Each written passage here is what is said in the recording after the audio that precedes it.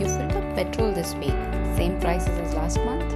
Meanwhile, global crude oil has gone from $70 to $112 a barrel in just 30 days.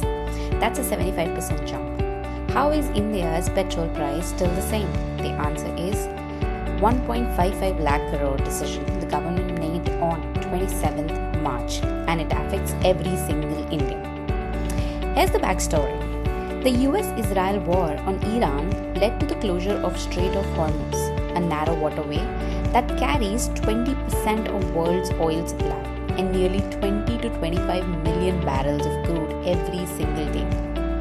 In 1 month, Brent crude went from roughly $70 to $122 a barrel. For India, which imports nearly 88% of its crude oil, this wasn't just a global problem. It was a direct hit to our economy. Here's the problem India's government faced. India's 3 big oil companies, Indian Oil, BPCL and HPCL, sell you petrol and diesel at prices set by government. When global oil prices shoot up, they can't just raise pump prices overnight. So they were absorbing the losses themselves. At $100 plus crude, they were losing approximately 26 rupees per litre on petrol and on staggering 81.90 per litre on diesel. Their combined daily loss was rupees 2,400 crores. Every single day at that rate, these companies would have collapsed or have been forced to raise pump prices by 24 to 30 per litre overnight. Imagine petrol at 120 and diesel at 150. On March 27th, the government made a call.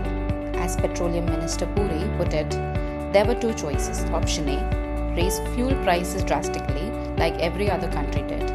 Fuel prices rose 30 to 50% across South and Southeast Asia, 30% in the US, 20% in the Europe. Option B, the government absorbs the cost, takes a hit on its own finances, shields the Indian citizens.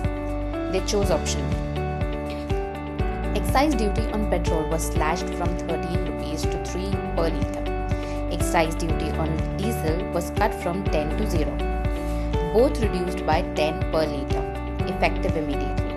And to make sure India's fuel doesn't get exported abroad at high global prices, the government also added export duties 21.5 per litre on diesel and 29.5 per litre on aviation fuel. Now the question every viewer is asking, will petrol and diesel actually become cheaper for me? Honestly, probably not right away. The duty cut isn't being passed to you as a price reduction.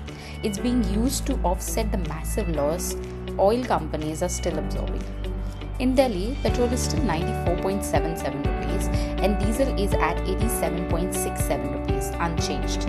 In fact, Nayara Energy, which runs nearly 7,000 petrol pumps, has already raised petrol by 5 rupees and diesel by 3 rupees because they weren't covered by government's instructions to hold prices. So what did the duty cut actually do? It prevented a 24 to 30 per litre petrol price explosion.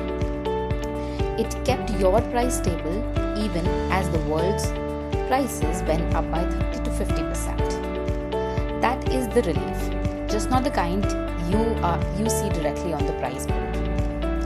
But nothing is free. Economists estimate this excise duty cut will cost government approximately 1.55 to 1.75 lakh crores in lost revenue. Every year this continues. If global crude prices ease, the duty may come back up. If prices surge further, they may cut even more. Or pump prices may finally have to move. So what does this mean for you? If you are a household, your fuel bill is stable for now, but plan for possible hikes if oil stays above $100 for months. If you run a business, especially logistics or manufacturing, your input costs are being held artificially stable. So plan for the possibility they move. If you are an investor in OMC stocks like IOCL, BPCL or HPCL, they get a short-term boost but remains highly volatile. And for a broader economy, if this cut persists and oil stays high, India's fiscal deficit could widen. which has consequences for the interest rates, the rupee, and inflation. The government made a bold, expensive decision to protect you from global shock. Whether it works depends entirely on how long this crisis lasts.